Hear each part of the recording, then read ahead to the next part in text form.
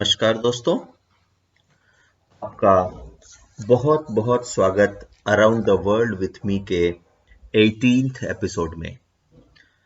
आज मैं आपको लेकर चलूंगा उस जगह पर जिस जगह के नाम से हिंदुस्तान को पूरी दुनिया में जाना जाता है और कोई भी विदेशी पर्यटक अगर इंडिया में आता है तो वो इसे जरूर देखना चाहता है। जी हाँ, आगरा का ताजमहल। आगरा एक बहुत ही प्राचीन शहर है। इसका उल्लेख हिंदू पुराणों में भी अलग अलग स्थानों पर मिलता है, लेकिन आज के आगरा का वास्तविक विकास मध्यकाल में हुआ, जब यह नगर मुगलों की राजधानी बना। आज इस नगर की पहचान मुगल काल में निर्मित भव्य इमारतों के कारण ही है। आगरा आने के लिए नियरेस्ट एयरपोर्ट की बात करें तो नियरेस्ट एयरपोर्ट दिल्ली ही है। दिल्ली कंफर्टेबल एयरपोर्ट होगा। आगरा रेलवे स्टेशन है, तो आगरा रेलवे स्टेशन पर उतर सकते हैं और आगरा का टूर बनाया जा सकता है। क्योंकि आगरा इंटरनेशनल टूरिस्ट डेस्टिनेशन है, बहुत तरह के होटल्स यहाँ पर अवेलेबल हैं।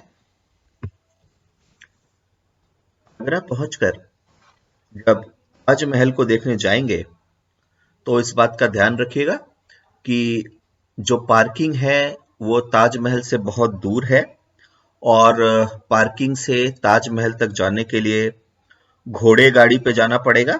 घोड़े का तांगा जो होता है, घोड़े के तांगा पे जाना पड़ेगा, या ऊंट गाड़ियां भी चलती हैं, तो ऊंट गाड़ियों पे या घोड़े गाड़ी पर ही ताजमहल तक पहुंचा जा सकता है। बात करते हैं ताजमहल का। ताजमहल सफेद पत्थरों से निर्मित एक बहुत विशाल और भव्य मकबरा है, जो यमुना नदी के दाहिने तट पर स्थित है। इस मकबरे का निर्माण मुगल बादशाह शाहजहां ने अपनी प्रिय बेगम मुमताज की याद में कराया था, और जब शाहजहां को कैद कर दिया गया था आगरा के किले में, तब वह ताजमहल को ही वहां से देखा करता था। तो जब आपको आगरा फोर्ट या किले की सैर पे ले जाएंगे तो वहां से ताजमहल भी दिखाएंगे कि ताजमहल कैसा दिखता है वहां पर।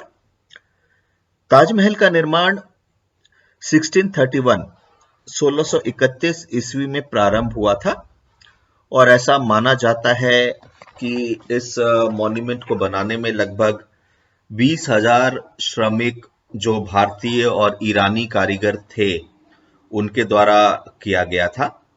और इसका कंप्लीशन टाइम लगभग 1652 1652 ईस्वी माना जाता है।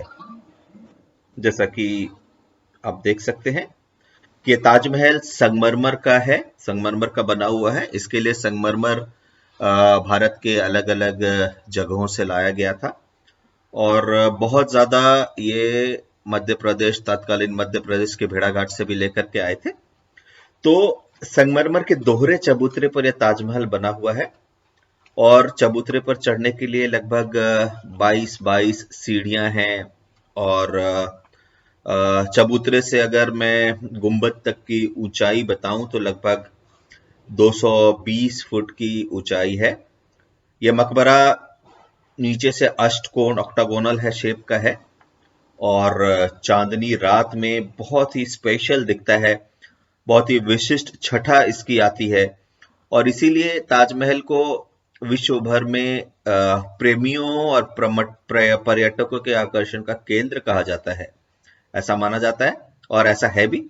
शाहजहां ने अपनी प्यारी बेगम मुमताज के लिए बनाया था, और इनके ये प्यार का प्रतीक है। ताजमहल घूमने के लिए सितंबर से अप्रैल तक का समय सबसे बढ़िया रहता है।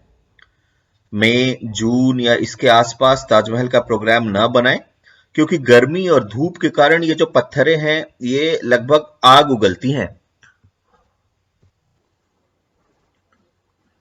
ताजमहल में जो अलग अलग तरीके से लोग तस्वीरें खिंचाते हैं, साधारण आम लोग से लेकर के विदेशी राजनयिक जो आते हैं यहाँ पर अलग अलग तस्वीरें यहाँ पे खिंचवाते हैं। ये इस ताजमहल के चारों कोनों पर 4 बड़ी बड़ी मीनारें हैं, बीच में विशालकाय गुंबद है, जहां इस ताजमहल के अंदर मुमताज महल और शाहजहां की बहुत नक्काशीदार कब्रें हैं। और कब्रों के चारों तरफ बहुत सारी नक्काशी और जालियां भी किया हुआ है। गुंबद के जो दीवारें हैं, इन दीवारों पर भी बहुत उम्दा श्रेणी के नक्काशीकार नक्काशी किया हुआ है, बेल बूटे बने हुए हैं।